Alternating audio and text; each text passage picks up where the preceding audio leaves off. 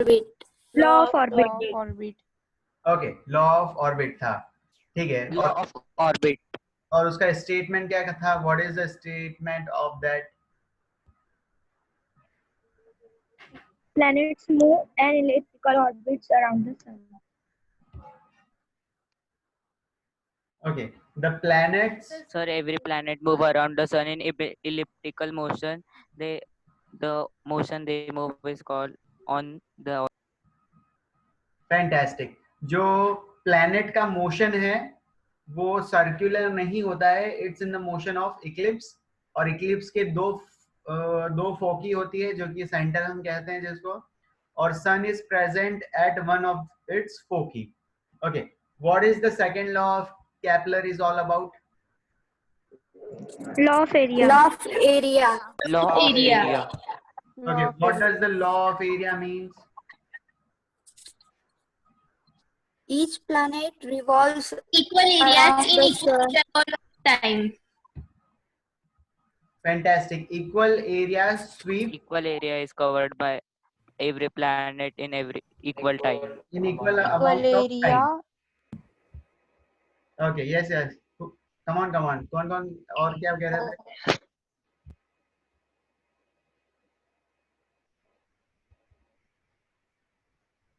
Okay, ठीक है। तो हमने इसमें लॉ ऑफ एरिया था, उसमें हमने देखा था कि जितना भी एरिया एक फिक्स टाइम में वो प्लैनेट कवर करेगा तो हर जगह मतलब कि इक्वल एरिया की शेयरिंग होगी, इक्वल एरिया स्वीप होगा, ठीक है। ये चीज हमने देखी थी। Okay, what is the third law of motion is about? Kepler's third law of motion. Law of physics. Q Law distance is directly proportional to the square of proportional to time. the Okay, I didn't get anything. The cube of distance Cube is of directly proportional to the time interval. Okay, हमने देखा था R cube divided by T square या फिर T square divide by R cube की value जो होती है वो कांस्टेंट होती है। तो what does the R mean? R क्या है यहाँ पर? Distance. Radius. Distance. Okay, distance है, उसको एवरेज डिस्टेंस आप कहो तो बेटर है, या फिर आप कहो मीन डिस्टेंस कहो तो बेटर है। Okay, what is the T time period? कौन सा टाइम पीरियड है वो? Second.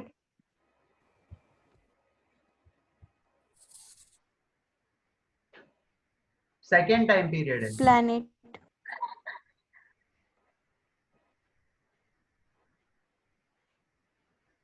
ओके, मुझे अभी भी पता नहीं चला। जो टी हमने लिया था तो वो कौन सा टाइम हम कैलकुलेट करते हैं? प्लैनेट का कौन सा time? planet time Which planet Evolution around of the the sun? planet. Okay, around the sun. Fantastic. जो Time प्लैनेट taken को, by the planet to revolve around the sun. Fantastic, very good, ठीक है। यही मैं जानना चाह रहा था। हर एक जो टर्म होती है वो भी क्लियर होनी जरूरी है, that's why I was asking the same question again and again. Okay, the thing is जो टाइम होता है वो टाइम पीरियड होता है टू कंप्लीट वन रिवॉल्यूशन में उसको जितना टाइम लगा है इस चीज को आप कहते हैं टाइम पीरियड। ओके, ठीक है। तो ये हमने देख लिया था। उसके बाद ये चीज हमने देख ली थी, प्रॉपर्टीज ऑफ ग्रेविटेशनल फोर्स हमने पढ़ लिया था। उसके बाद जी के बारे में हमने पढ़ा था, इसकी एसआई यूनिट निकाली थी, इसकी वैल्यू पे चर्चा करी थी और इसकी प्रॉपर्टीज देखी थी। उसके बाद ठीक है, ये ग्रेविटेशनल फोर्स जो है उसके क्या क्या यूजेस हैं ये पूरा इस स्लाइड में मैंने आपको बता रखा है। उसके बाद हमने देखे थे केपलर्स के फर्स्ट लॉ, ये लॉ ऑफ ऑर्बिट है कि सर्कुलर नहीं होती है, इलेप्टिकल होती है, और सन जो प्रेजेंट होता है वन ऑफ द फोकई पे होता है। Okay, then second question is, ये था सेकंड लॉ आपका, ये था लॉ ऑफ एरियाज। इसमें ये होता है कि इक्वल एरिया कवर होता है in equal interval of time, simply. Okay, और दो चीजें और देखी थी, पेरिगी और एपोगी।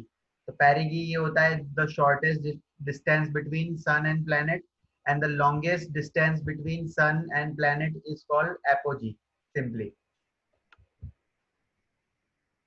देन इसके बाद थर्ड लॉ,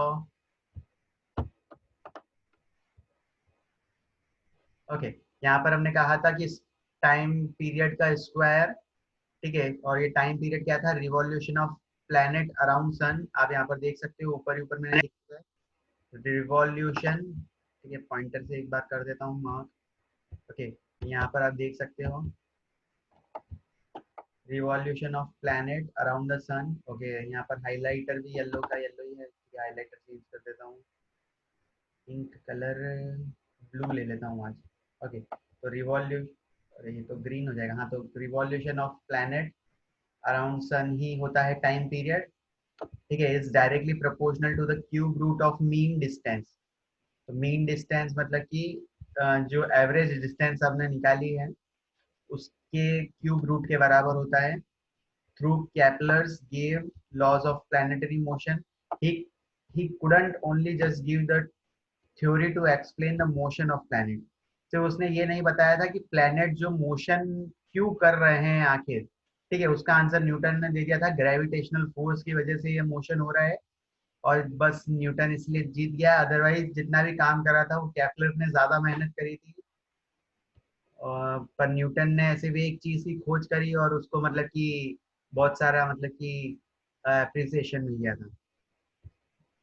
ओके, चलो ठीक है, यहाँ तक सबको क्लियर है। फिर हम आज से नया टॉपिक स्टार्ट करें थोड़ा सा इस चैप्टर के। Yes.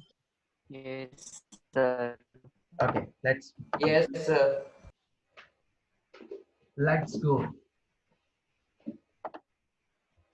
चलो ठीक है, अब न्यूटन ने जो दो लॉ दिए थे, ठीक है, न्यूटन ने पहला लॉ तो दिया था लॉज ऑफ इनर्शिया, ठीक है, न्यूटन ने फिर इसके बाद क्या करा था, केपलर्स ने जैसे 3 लॉ दिए थे, ठीक है, तो न्यूटन ने क्या करा कि मैं भी लॉज लिखूंगा, और न्यूटन ने कहा कि मैं लॉज लिखूंगा मोशन के, कि अगर कोई भी ऑब्जेक्ट अगर मूव हो रहा है तो उसके मैं 3 लॉज में लिखूंगा। ओके, तो न्यूटन का फर्स्ट लॉ ऑफ मोशन क्या था, याद है आपको, इनर्शिया हमने कुछ पढ़ा था। Yes, sir. Yes, sir. Law of inertia. Yes, sir. Law of inertia. क्या होता है law of inertia? The body wants to be in its initial position. An object remain in one state or in motion till an external force applied on it. Object remain in its original position until or unless external force not applied. Okay, ठीक है, तो ये हमने कहा था if the object is in rest, अगर कोई object rest में है it will remain in rest, और if the object is in motion it will remain in motion, ठीक है, इनकी पोजीशन चेंज नहीं होगी अगर वो रेस्ट में है तो, अगर वो मोशन कर रहा है तो वो रेस्ट में नहीं आएगा। ये मोशन तभी चेंज होंगे when a external force act on them simply, ठीक है, तो ये फर्स्ट लॉ ऑफ मोशन का था, law of inertia. Second law जो था वो था हमारा F equal to M A, ठीक है, हमने यही कहा था एम ए, राइट, कि फोर्स जो होती है, फोर्स के कारण क्या आ जाता है, एक्सीलरेशन आ जाता है सिंपली, और एक्सीलरेशन की वजह से ऑब्जेक्ट मूव करने लग जाता है। तो यहाँ पर हम क्या कर रहे हैं, जो सेकेंड लॉ था उसको हम ग्रेविटेशन के साथ कंबाइन करेंगे, और जो थर्ड लॉ है, ठीक है, every action is equal and opposite reaction, मतलब कि अगर मैं आपको फोर्स लगा रहा हूँ तो सेम फोर्स आप भी मुझे लगा रहे हो, ठीक है, और यही चीज हम देखेंगे कि इक्वल फोर्स जो होती है, अगर एक ऑब्जेक्ट दूसरे ऑब्जेक्ट पे फोर्स लगा रहा है तो दूसरा ऑब्जेक्ट भी फर्स्ट ऑब्जेक्ट पे क्या लगाएगा, फोर्स लगाएगा सिंपली, ठीक है। तो ये जो मोशन के जो लॉज दिए थे न्यूटन ने, ठीक है, उसको अब हम कंबाइन करने वाले हैं ग्रेविटेशन के साथ सिंपली, ठीक है। मैं सबके चैट्स देख रहा हूँ जिन्होंने भी मैसेज करे हैं, ठीक है, सही डेफिनेशन लिख रहे हो आप, ठीक है, तो कहीं कहीं पे दिक्कत नहीं है डेफिनेशन में, तो ओके, तो सबसे पहले हम स्टार्ट करते हैं। ओके, यहाँ से इस पैराग्राफ से देखते हैं, पहला पैराग्राफ में रीड करने जा रहा हूँ। According to the Newton's third law and the universal law of gravitation, every object attracts every other object, ठीक है, एक ऑब्जेक्ट क्या कर रहा है, दूसरे ऑब्जेक्ट को अट्रैक्ट कर रहा है, कैसे कर रहा है, with a gravitational force given by Newton. ये जो फोर्सेस होती है, दिस फोर्सेस आर इक्वल, ठीक है, बराबर होती है और अपोजिट होती है, this forces are equal and opposite, ठीक है, दो ऑब्जेक्ट हैं, हमने दो मास बॉल लिए थे, ठीक है, दो मास ऑब्जेक्ट लिए थे, इनके बीच में एक फोर्स निकाली थी, कोई सा फॉर्मूला था हमारा, ठीक है, F equal to G multiply by m1 m2 upon r square. तो यहाँ पर क्या हो रहा था, वन ऑब्जेक्ट, एक ऑब्जेक्ट फोर्स लगा रहा था ये वाली ऑन ऑब्जेक्ट 2, तो ऑब्जेक्ट 2 भी यही फोर्स लगा रहा था ऑब्जेक्ट 1 के ऊपर simply. Therefore, both the objects must be moving towards each other due to force। तो इससे ये जो फोर्स जैसे ही लगी तो दोनों ऑब्जेक्ट को आपस में क्लोज आ जाना चाहिए था, लेकिन हम रियल लाइफ में हमने देखा है कि जिसका मास कम होता है वही मोशन करता है, और जिसका मास ज्यादा भारी रहता है वो मोशन करता है, लेकिन उसका एक्सेलरेशन बहुत कम होता है। ठीक है, तो ये चीज हमने पहले ही डिस्कस कर ली थी। Then however, due to weak nature of force, the normal size body are not seen moving towards each other। ये एक्चुअली फोर्स जो है weak force, weak nature of force है, ठीक है, हमने 1 kg के मास पे लगाया था, आप 20 kg के मास पे भी लगा दोगे तो इसकी वैल्यू इतनी चेंज नहीं हो पाएगी। ठीक है, हमने देखा था 0.000000000000134 आता है कुछ, ठीक है, ये मतलब कि बहुत ही ज्यादा कम इसकी कुछ वैल्यू आती है, बहुत ही छोटी फोर्स लगती है।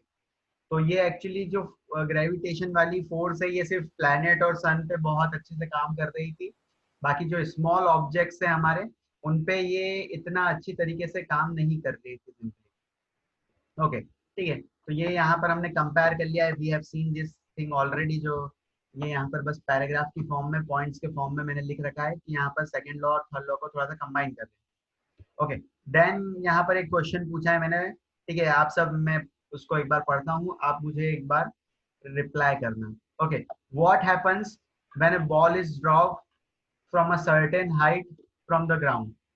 क्या होता है जब मतलब कि आप एक बॉल को थोड़ी सी हाइट से ड्रॉप कर देते हो? It will rebound. It will rebound. It will rebound. Okay, rebound is the second thing. ठीक है, पहले वो बॉल, रिबाउंड से पहले क्या होता है, जब आपने सर्टेन हाइट से रिलीज करी है तब It It will will be fall. accelerated by the gravitation.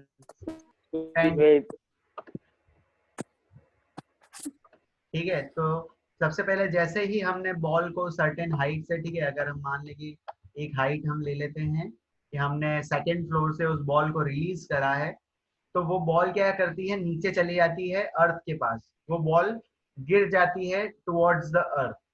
ठीक है, और हमने ये भी चीज देखी है कि अर्थ ऊपर नहीं आता है, जबकि एक दूसरे पे ये दोनों ग्रेविटेशनल फोर्स लगा रहे हैं।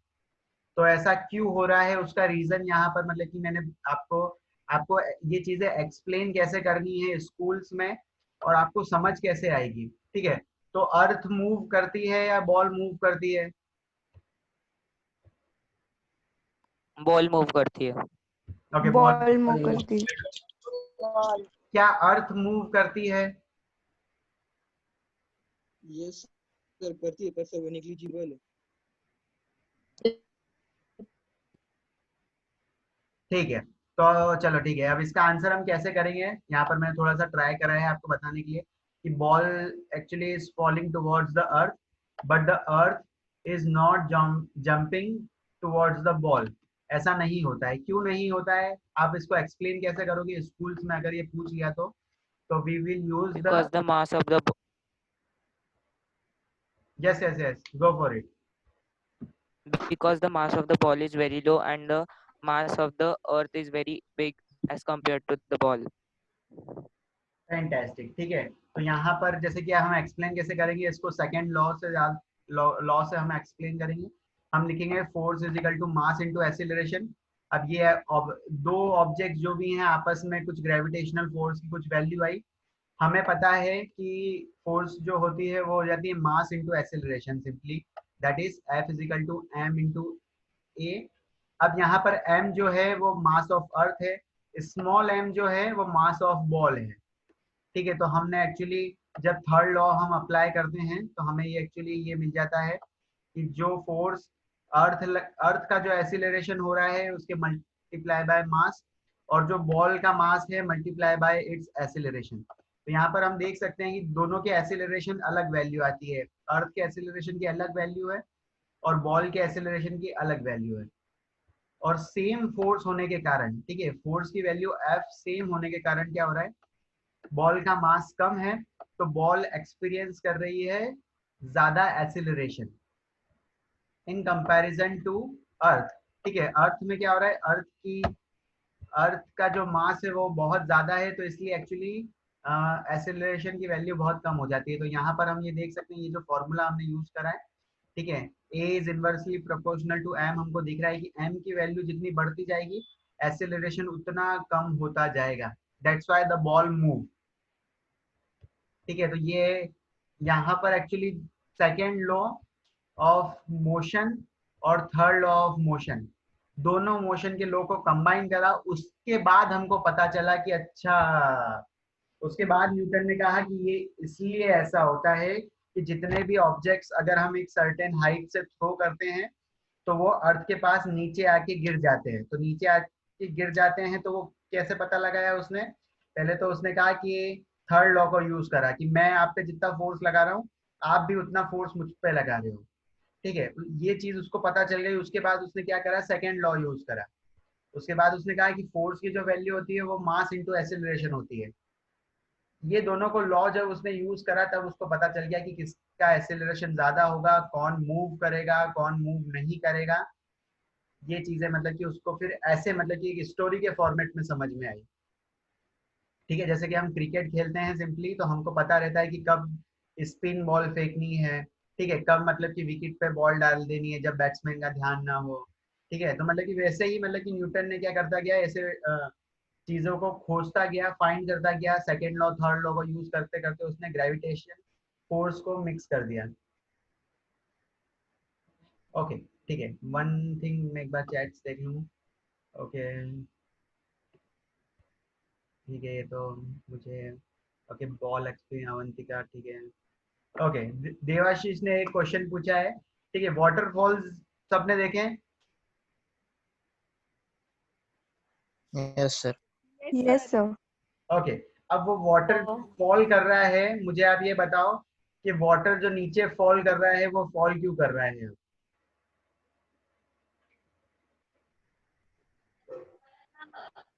Sir, due Because to of gravity, influence of gravity. because of the attraction of the force by. Okay, Debashish answer मिल गया आपका? So, आपका जो वाटर है, ठीक है, जो कि फ्लो हो रहा है वाटरफॉल से, ठीक है, तो हमने एक्चुअली क्या कर रहा है, वाटर है, वाटर का होगा कुछ मास, ठीक है, जैसे एयर का मास होता है, इसलिए हमारे पास एटमॉस्फेयर बना हुआ है अर्थ के टुवर्ड्स। तो अर्थ का जो एटमॉस्फेयर है वो भी ग्रेविटेशनल फोर्स की वजह से है।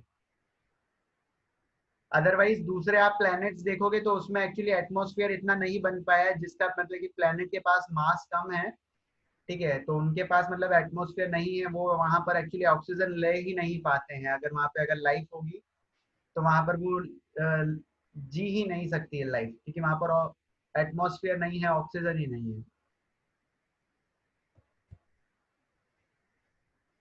so कुछ लोग बोलते हैं कि वो पोटेंशियल डिफरेंस की वजह से।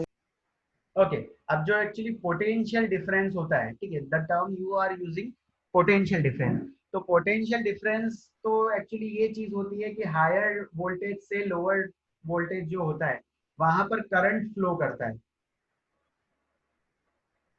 ठीक है, जो पोटेंशियल डिफरेंस है वो एक्चुअली जो टर्म है वो हम यूज करते हैं इलेक्ट्रिसिटी चैप्टर्स में। ठीक है, आपको अच्छा आप 9th क्लास में हो, ठीक है, वो आपके नेक्स्ट ईयर आएगा 10th में, कि यहाँ पर क्या होता है, हायर पोटेंशियल होता है एक साइड और एक साइड लोअर पोटेंशियल होता है। जैसे कि यहाँ पर मैं लिख देता हूँ, ये है आपका हायर पोटेंशियल, ठीक है, यहाँ पर एनर्जी ज्यादा है, मतलब कि हायर पोटेंशियल पे एनर्जी ज्यादा है, और जो लोअर पोटेंशियल होता है इसमें होती है एनर्जी कम। यहाँ पर हमेशा एक लॉ होता है कि सब एक्चुअली क्या चाहते हैं कि स्टेबल हो जाए। ठीक है, स्टेबल हो जाए इसका मतलब क्या होता है कि हायर पोटेंशियल जो ये पॉइंट दिख रहा है आपको, कि इसके पास भी सेम एनर्जी हो जाए जो कि लोअर पोटेंशियल के पास है। तो मतलब कि एक टाइम ऐसा होना चाहिए कि दोनों के पास एनर्जी मतलब बराबर हो जाए, कि इसके पास अगर E1 एनर्जी है और लोअर पोटेंशियल के पास E2 एनर्जी है, तो अभी जैसे कि ये सिस्टम जो है वो अनस्टेबल है, ठीक है, अभी मतलब कि एक के पास बहुत ज्यादा एनर्जी है, ठीक है, मैं उसको मार्क कर देता हूँ कि इसके पास मतलब बहुत ज्यादा एनर्जी है और ये लोअर पोटेंशियल के पास एनर्जी ही नहीं है। तो ये जो सिस्टम हो जाता है इसके बाद ये हो जाता है अनस्टेबल सिस्टम। ठीक है, ऐसे प्रोसेस को बोलते हैं अनस्टेबल प्रोसेस। ठीक है, यहाँ पर अनस्टेबल है, स्टेबिलिटी नहीं है। अब यहाँ पर थोड़ी देर बाद क्या होता है, जो करंट है, ठीक है, इलेक्ट्रॉन से आपके मूव करते हैं हायर पोटेंशियल से लोअर पोटेंशियल की तरफ। ठीक है, तो यहाँ पर एक्चुअली आता है आपके एक टर्म कि ये होता है पोटेंशियल डिफरेंस।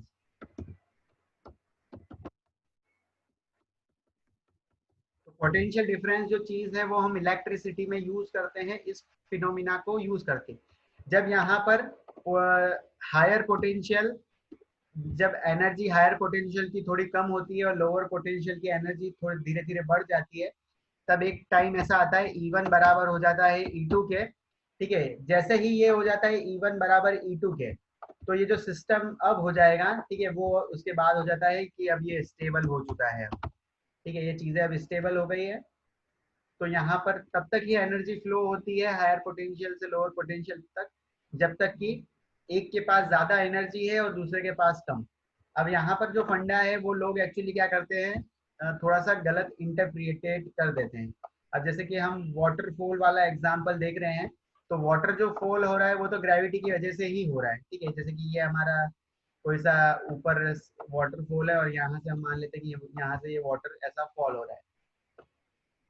ठीक है, अब एक्चुअली क्या है कि जब यहाँ पर बहुत सारा ऊपर की साइड यहाँ पर अगर वाटर इकट्ठा हो गया है, ठीक है, अगर वो एक सर्टेन हाइट पर है, ठीक है, इतनी बड़ी हाइट पर है, तब एक्चुअली वहां पर क्या होता है, इसके पास पोटेंशियल एनर्जी ज्यादा होती है। ठीक है, ये जितना ज्यादा हाइट पर वो वाटर होता है तो उतनी पोटेंशियल एनर्जी ज्यादा होती है।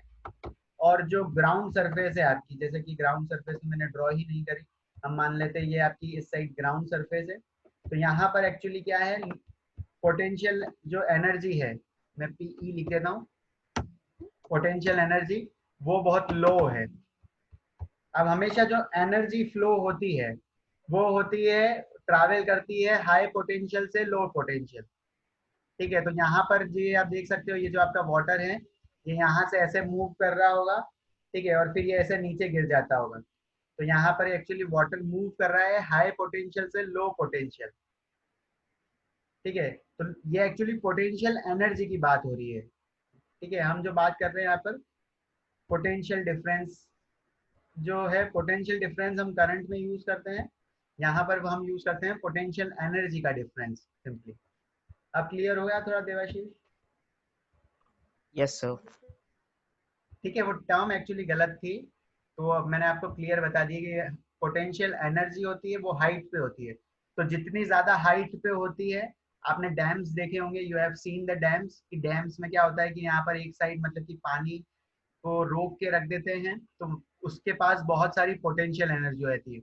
और जैसे ही डैम के गेट खुलते हैं, तो आपने देखा होगा कि जो पोटेंशियल एनर्जी है वो कन्वर्ट हो जाती है काइनेटिक एनर्जी में। ऐसा पढ़ रखा है आपने छोटी क्लासेस में, ऐसा बताते हैं कि डैम्स के पास बहुत सारी होती है। Yes, sir. ठीक है, हम रिलेट कर सकते हैं कि यहाँ पर पहले पोटेंशियल एनर्जी बहुत सारी होती है। जितनी हाइट एक्चुअली डैम में वाटर का लेवल जैसे जैसे बढ़ता जाता है, ठीक है, वाटर का लेवल जैसे जैसे बढ़ता जाएगा तो पोटेंशियल एनर्जी इंक्रीज होती जाएगी। और जैसे ही हम उसके बाद जब गेट ओपन कर देते हैं डैम्स के, उसके बाद क्या होता है कि the kinetic energy get converted into kinetic energy, तो वाटर एक्चुअली फ्लो करने लग जाता है। तो ये कुछ नेचुरल फंडेज होते हैं। चलो ठीक है, हम वापस आ जाते हैं हमने जहाँ पे लैग करा था। ओके ठीक है, so is this slide clear? तो न्यूटन ने कैसे सेकंड लॉ और थर्ड लॉ का यूज करा था ग्रेविटेशन फाइंड करने के लिए? Yes, sir. Yes, sir. Okay ठीक है, इसके बाद है एक चीज है जो है फ्री फॉल। ओके, तो फ्री फॉल हम देख लेते हैं। ओके, अब जैसे कि ये आपकी एक बिल्डिंग है, ठीक है, ये यहाँ पर मैं मान लेता हूँ ये 5 फ्लोर की बिल्डिंग है, तो 5 फ्लोर में ऐसे बना देता हूँ बाय यूजिंग लाइंस। ठीक है, लास्ट वाला जो है वो ग्राउंड फ्लोर है। ओके, अब एक्चुअली जैसे कि हम 5th फ्लोर पर यहाँ पर खड़े हैं, ठीक है, हम यहाँ पर इस पोजीशन पर खड़े हुए हैं और यहाँ से हम जो भी चीज एक्चुअली फेंकते हैं, ठीक है, हम रिलीज करते हैं तो वो एक्चुअली नीचे गिर जाती है। सिंपली मतलब कि ऐसे धड़ाम नीचे की तरफ गिर जाती है, ठीक है। तो अगर, ठीक है, आप एक सर्टेन हाइट से, ठीक है, एक सर्टेन, है ना। माइक ऑफ करिए please, everyone keep your mic off. Fan मुळे मला आवडतं.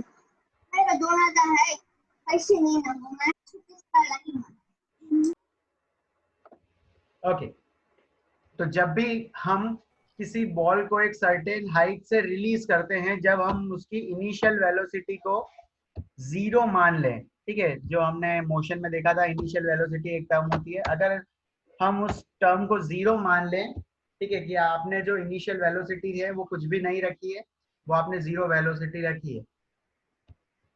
अब 0 वेलोसिटी से जब आपने कोई भी ऑब्जेक्ट को अगर रिलीज करते हो तो वो नीचे की तरफ गिरता है, ग्राउंड की तरफ। तब इस केस में क्या हो जाता है, आपको दो चीजें ही पता पड़ती है, ठीक है।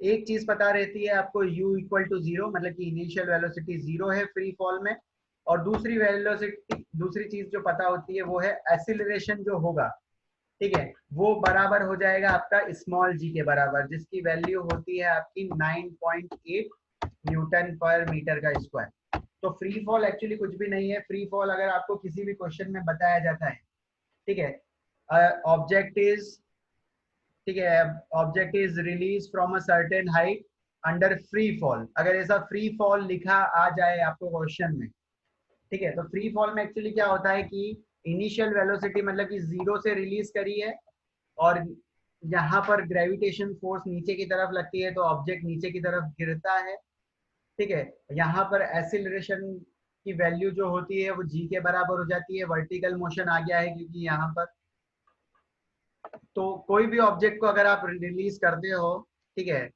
फ्रॉम अ सर्टेन हाइट, तो वो ग्रेविटी के इन्फ्लुएंस में उसका हो जाता है फ्री फॉल। तो इस फिनोमिना को हम कहते हैं सिंपली फ्री फॉल। चलो ठीक है, थोड़ा सा हम देखते हैं तो और कुछ पता चलेगा हमको।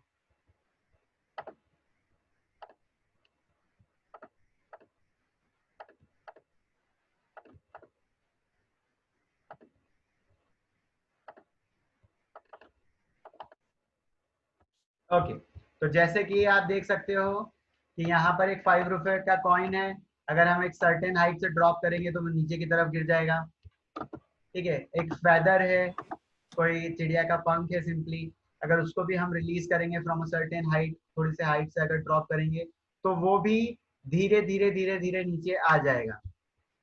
तो फ्री फॉल एक्चुअली होता क्या है, उसको हम एक्सप्लेन कैसे करते हैं।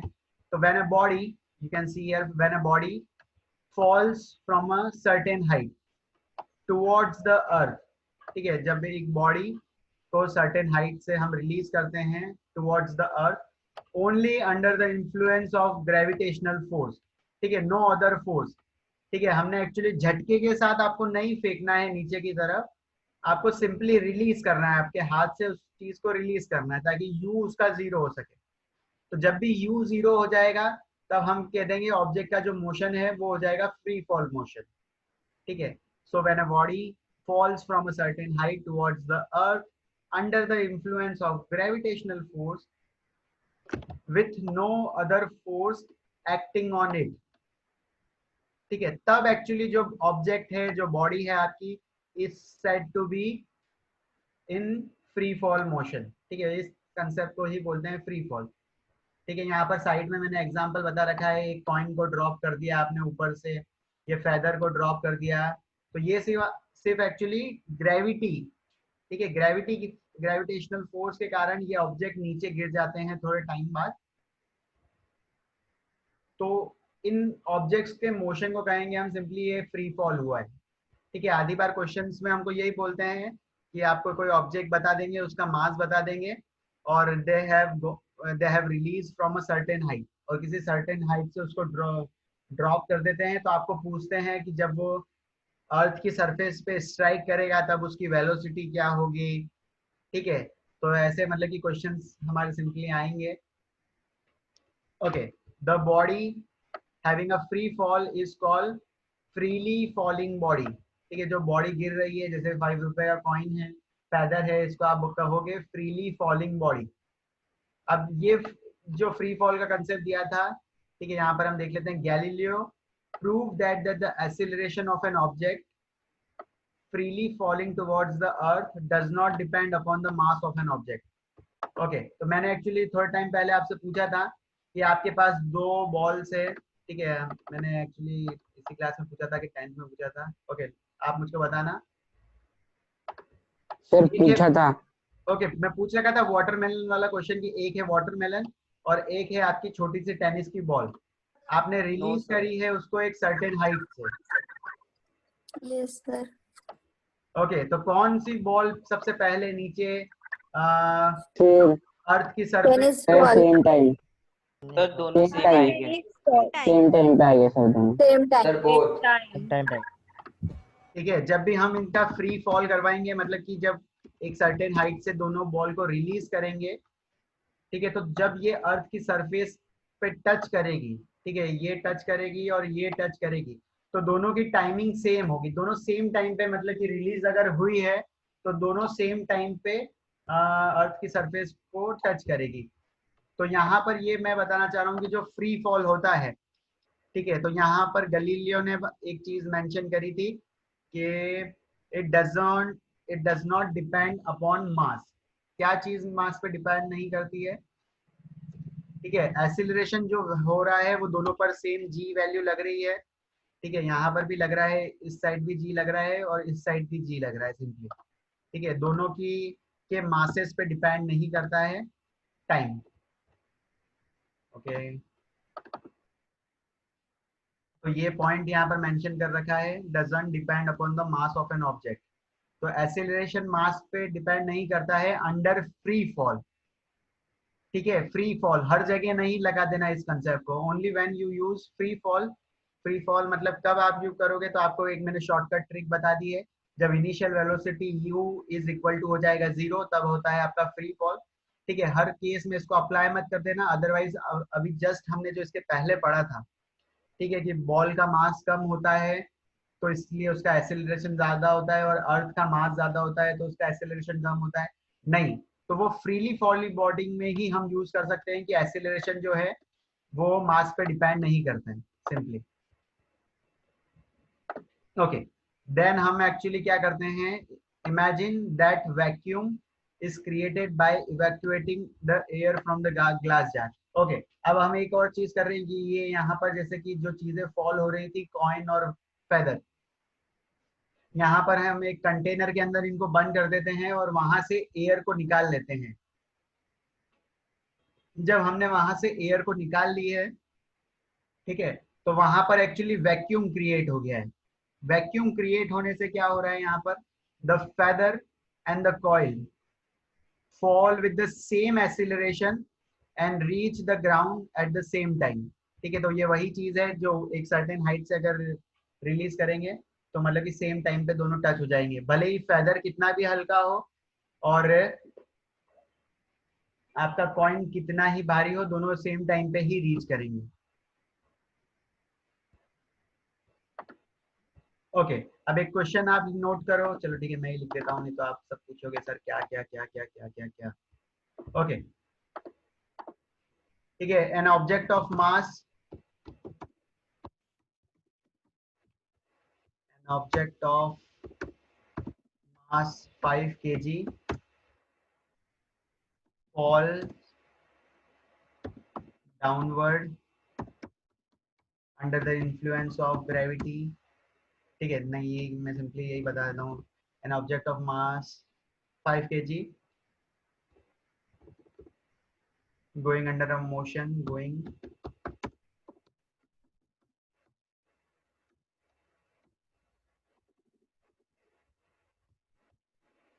under free fall motion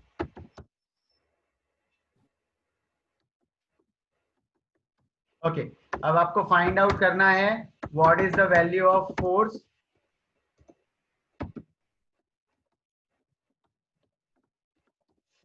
on the object and the second thing जो फाइंड आउट आपको करना है वो करना है velocity at which it hit the ground, velocity at which it